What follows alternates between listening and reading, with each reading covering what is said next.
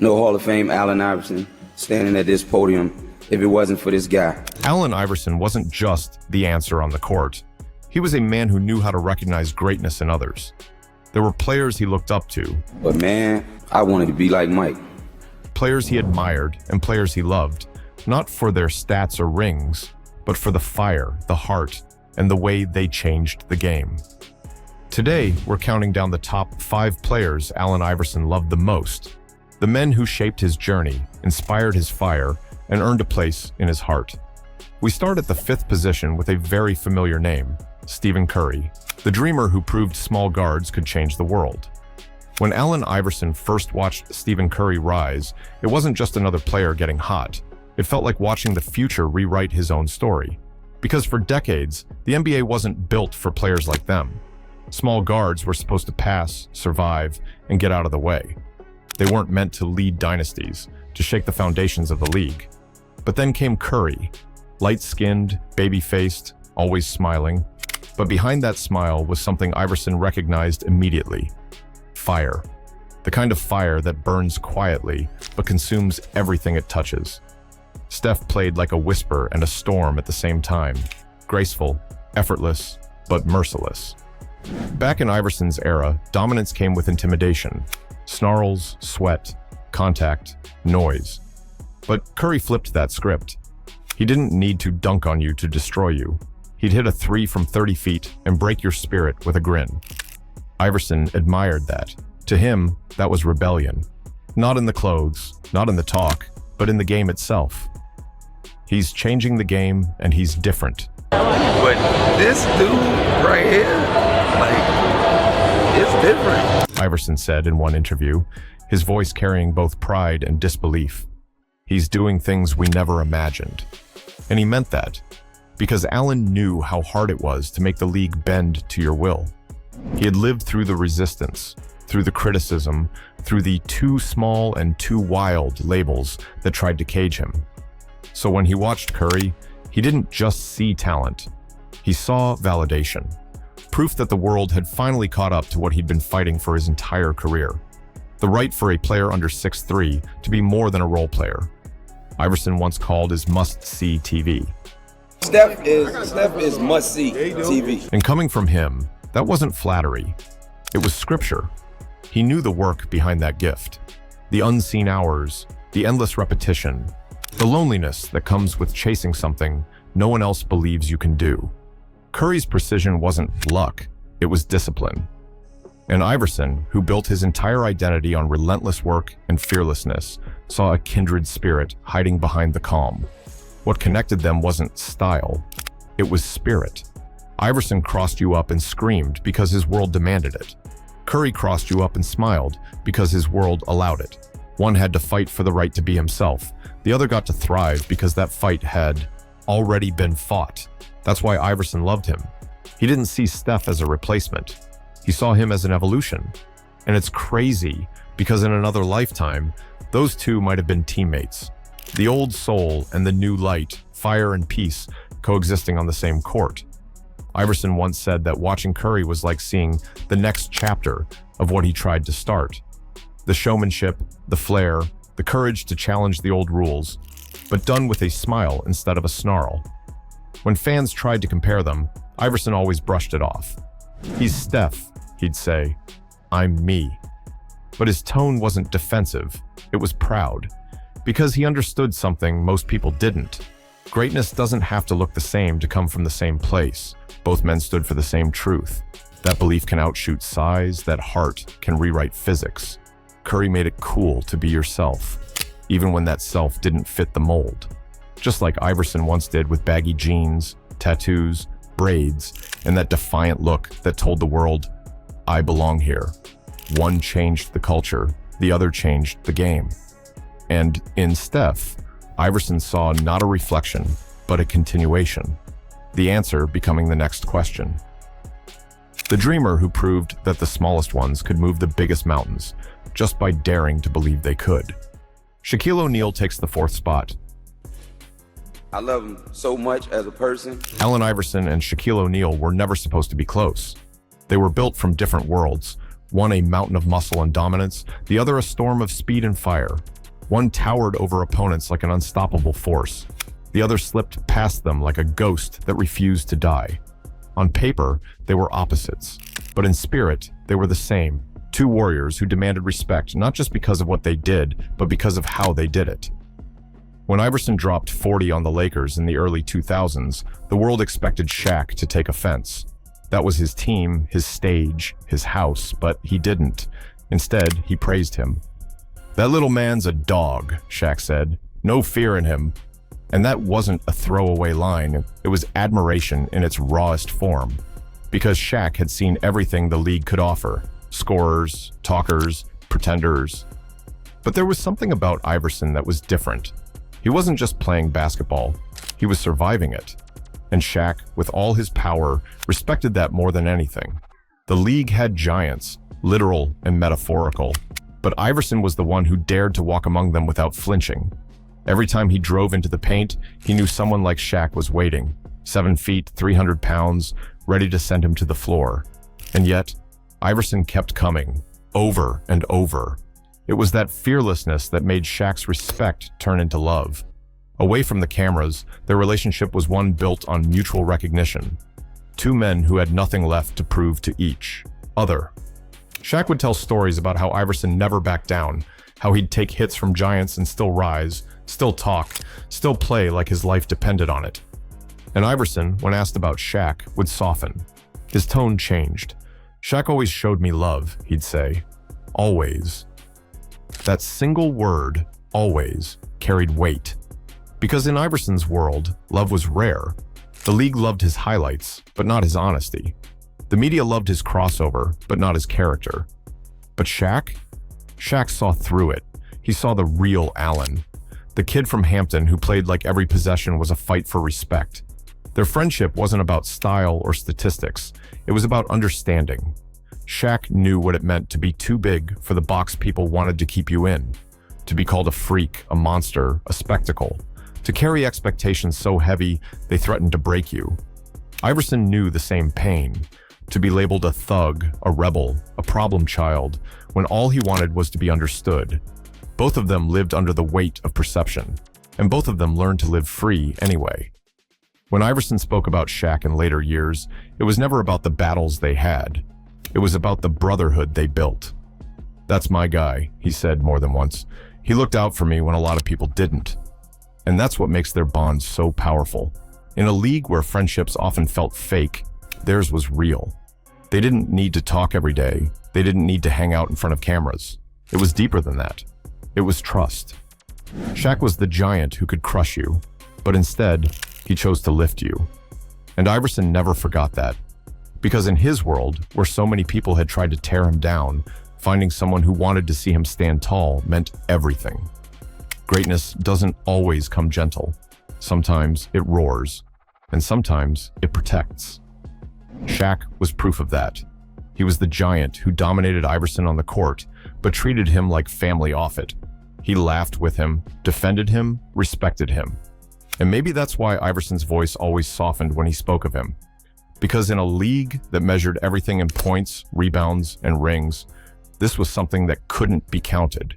A brotherhood built not on victories, but on love.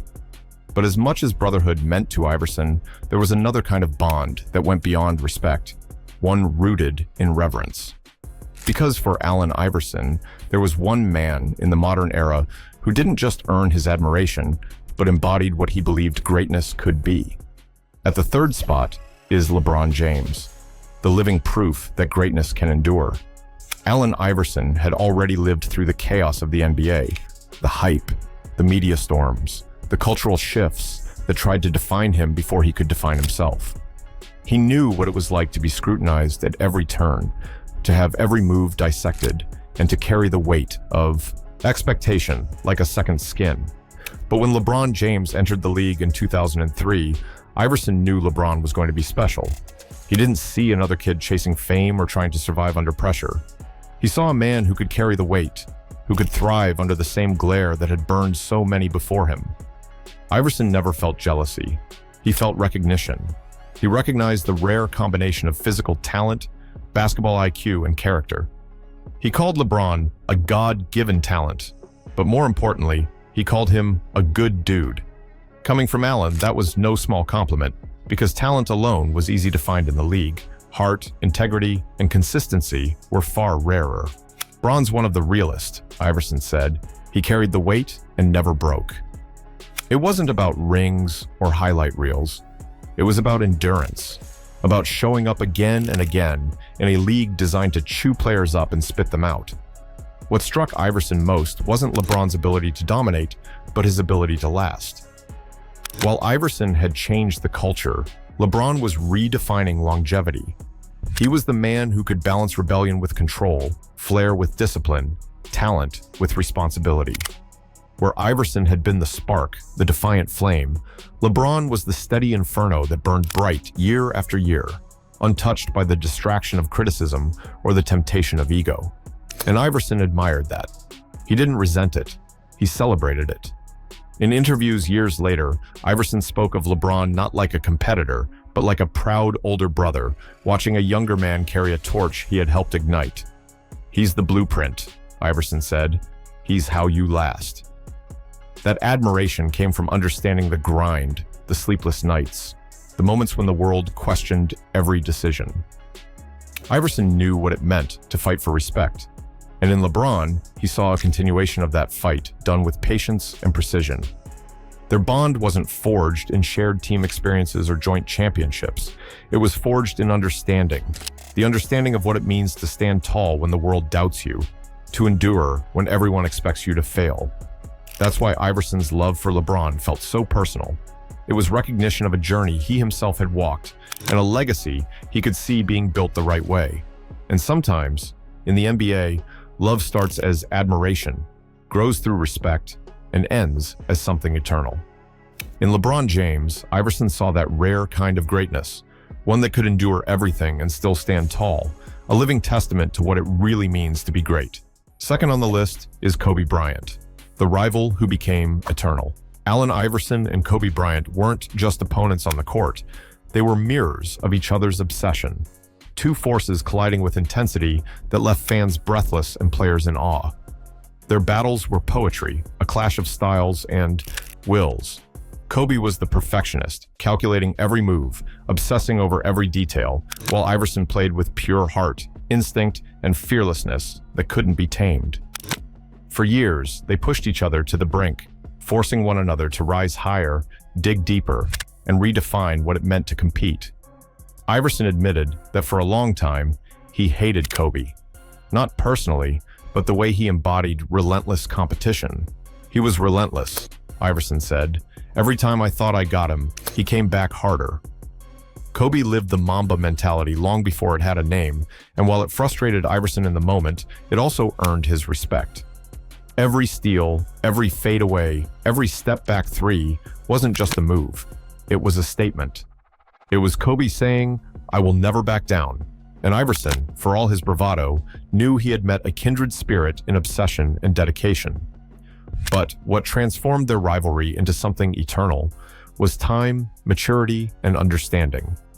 Iverson realized that Kobe's fire wasn't ego or showmanship. It was love. The same kind of love for the game, the same kind of unrelenting drive that had fueled his own career. They were both killers in pursuit of perfection, and that unspoken recognition forged a bond deeper than most people could understand. When Kobe passed away, Iverson didn't just lose a rival. He lost someone who truly comprehended the sacrifices, the pain, and the passion that came with their shared journey. In an emotional interview, Iverson reflected, "Me and Kobe were the same kind of killers. Different weapons, same mission. He gave me that push, and I gave it to him." He gave me that push, I gave it to him. Because when someone matches your fire, your story doesn't end. It multiplies, grows richer, and leaves an imprint on everything you do. And after all that, after the rivalries, the admiration, and the brotherhood, there was one man who started it all. The beginning of the journey, the reason the answer ever existed. At the top of the list is Michael Jordan. Before there was Allen, there was Michael Jordan. The standard, the mountain, the myth. For a young kid from Hampton, Virginia, Jordan wasn't just a basketball player. He was the living embodiment of everything Iverson dreamed of becoming. Every dribble, every jab step, every effortless pivot was a lesson in mastery, a blueprint for what it meant to dominate while maintaining grace. The way MJ commanded the floor, the way he carried himself with an air of untouchable authority, it wasn't just skill, it was presence. And to Iverson, presence was everything. It was what separated legends from men, and it was what inspired him to push past limits no one else thought a kid his size could reach. Iverson's crossover on Jordan in 1997 wasn't just a highlight reel moment, it was a declaration. In a split second, AI told the world, and maybe himself, "I belong here." The gasps of the crowd, the disbelief on commentators' faces, none of that mattered to him. It wasn't defiance or disrespect.